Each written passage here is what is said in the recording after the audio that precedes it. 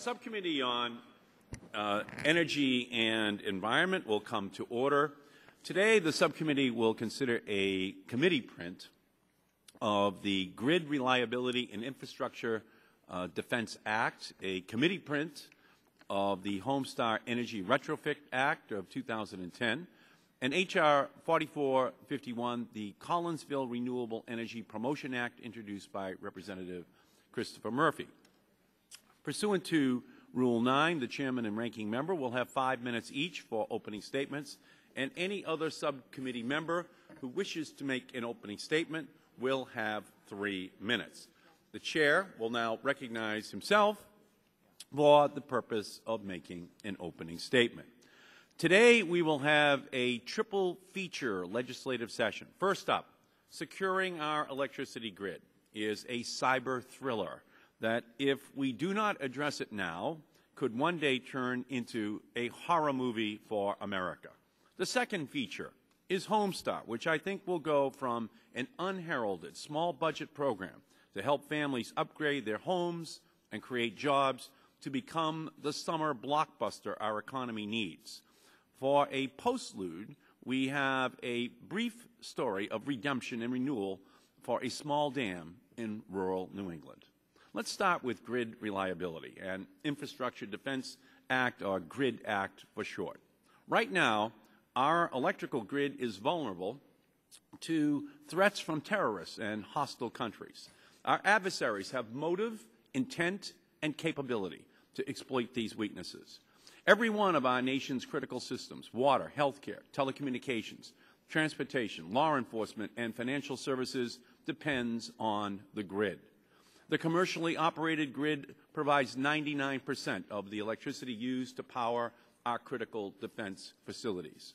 Yesterday, we held a hearing with all of the commissioners of the Federal Energy Regulatory Commission to discuss this important issue. The commissioners emphasized the gravity of the threat we face and the inadequacy of existing law to deal with this threat. That is the same message we received at the hearing we held on this issue last October, and at the classified briefing for members that we convened that same month. After months of discussions between my staff and staff of Ranking Member Upton, Ranking Member Barton, and Chairman Waxman, we arrived at today's legislation. It is bipartisan. It reflects the important work on this issue by many members of Congress, including Mr. Barrow on this committee, and Chairman Benny Thompson, Yvette Clark, and others on the Homeland Security Committee. And it shows that when it comes to the nexus between national security and energy, all Americans agree we must chart a more secure path. Now let's turn to Homestar. This bill addresses 3 critical issues. The first is reducing the 27% unemployment in the construction sector by creating 168,000 new jobs. The second is helping homeowners save $9.2 billion on their energy bills. And the third is saving, in 2011 alone, an amount of electricity equivalent to 4 300-megawatt power plants and an amount of natural gas and home heating oil the equivalent of 6.8 million barrels of heating oil. Last week, we had a hearing on Homestar. Governor Engler of the National Association of Manufacturers said Homestar would spur manufacturing and contracting jobs in the United States. The CEO of Owens Corning explained that over 2/3 of U.S. homes are under-insulated, and most people will not improve their home's energy efficiency without financial incentives. The Department of Energy promised that Homestar will run more efficiently than the wildly popular Cash for Clunkers program.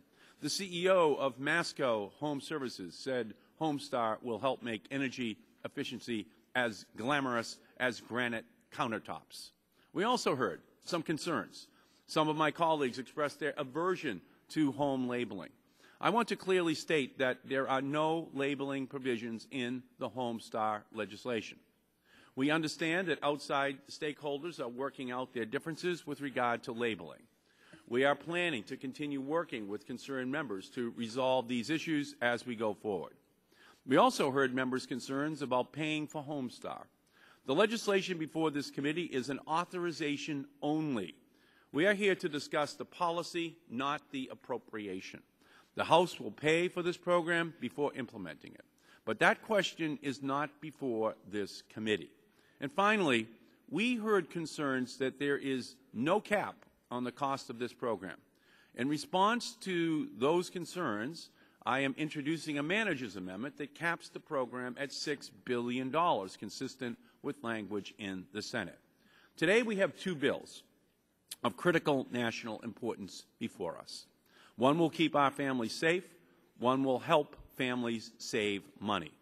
One will help close the portals hackers can use to shut down our electrical grid, and the other will help families replace windows and doors to cut electricity bills. So now let's get started. And first, I would like to recognize the ranking member of the subcommittee, Mr. Upton from the state of Michigan. Well, thank you, Mr. Chairman. I appreciate having this markup certainly this morning. Pleased to say that one of the bills before us certainly does represent a bipartisan collaboration of the full committee and subcommittee chairs and ranking members, and is very, very important. We have examined the issue of grid security for some time now, focusing on the vulnerability in electric generator control systems which allow remote access, enabling a bad actor to remotely destroy a generator, which could be catastrophic. There's no question that the legislation should be comprehensive. We should seek to fill as many security gaps as possible. The threats that we face are too much and too serious to only address a small portion of our vulnerability. The stakes could not be higher. This legislation will make our nation significantly more secure. Security of our nation's energy infrastructure from attack is one of the most important issues that I think our subcommittee and full committee will address. It's not an issue that we can take lightly. Energy literally powers our economy, as we all know. Even small price spikes and supply disruptions can wreak havoc on our economy. It is imperative that the security of our nation's energy infrastructure gets the attention and action that it deserves. This bipartisan legislation is a step in the right direction to protect our critical energy and defense infrastructure. We're also addressing the proposed Homestar legislation today. I've always been a proponent of an all-of-the-above energy policy. All of the above isn't just about all sources of energy. It also includes conservation and energy efficiency. Upgrading energy efficiency in homes clearly is the low-hanging fruit in reducing overall energy demand, and has added benefit of directly lowering home energy bills, which is of critical importance for working families struggling to get by.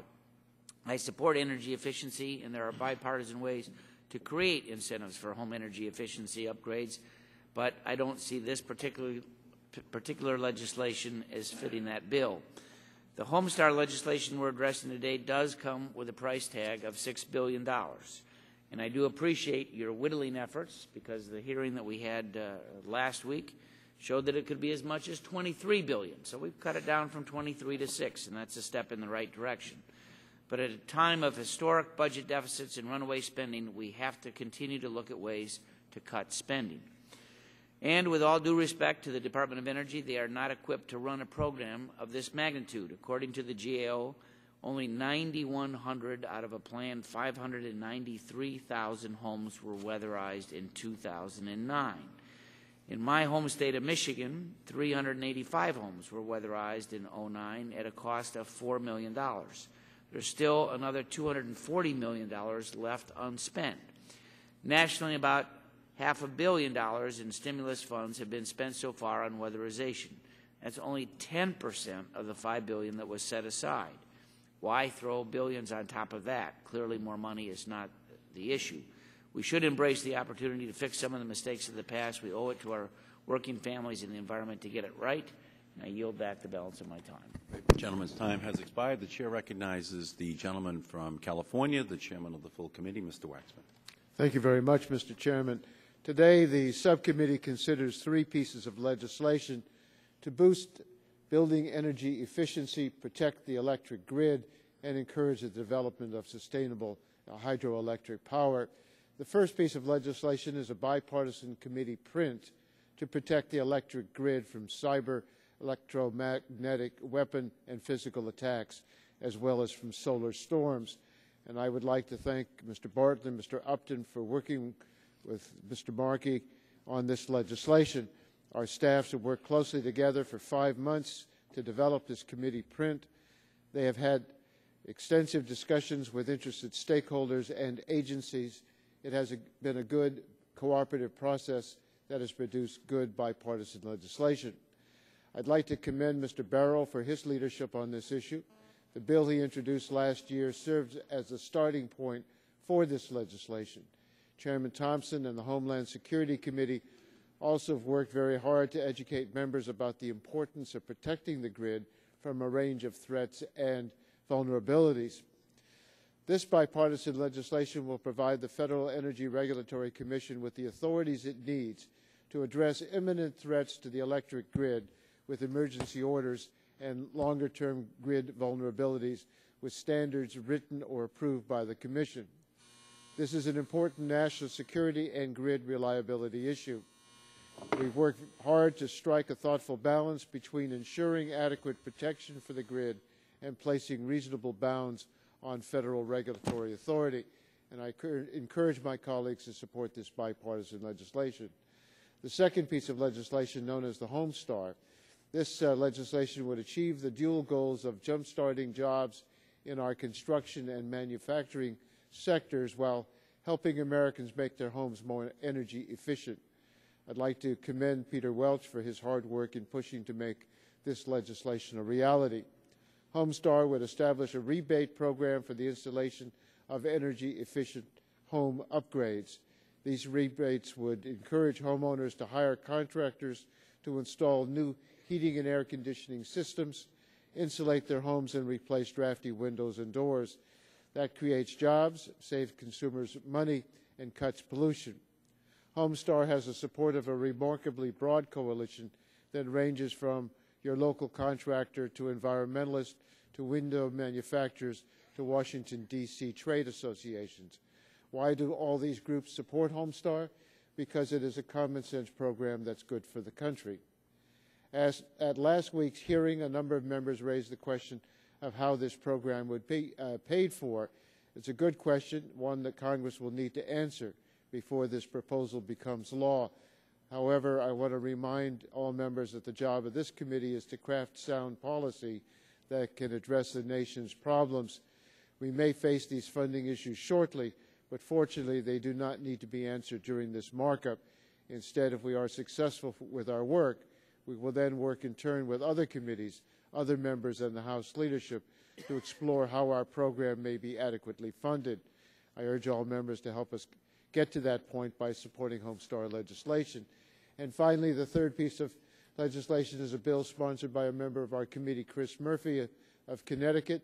The bill would authorize the FERC to reinstate licenses for 2 hydroelectric projects on the Farmington River and to transfer these licenses to the town of Canton, Connecticut. After a private company lost the licenses because it failed to begin construction, the town decided to proceed with these projects, which would use existing dams to generate electricity. Mr. Murphy worked extensively with the relevant agencies and stakeholders on this bill, including Canton and nearby towns, local and national environmental organizations, FERC, and the state regulators. The bill allows FERC to get these projects licensed expeditiously while ensuring that the appropriate environmental analysis is completed and considered. And I urge my colleagues to support this balanced bill. Today's legislation presents an opportunity for all of us to work together. I urge all members to seize that opportunity. Thank you, Mr. Chairman. We thank the Chairman.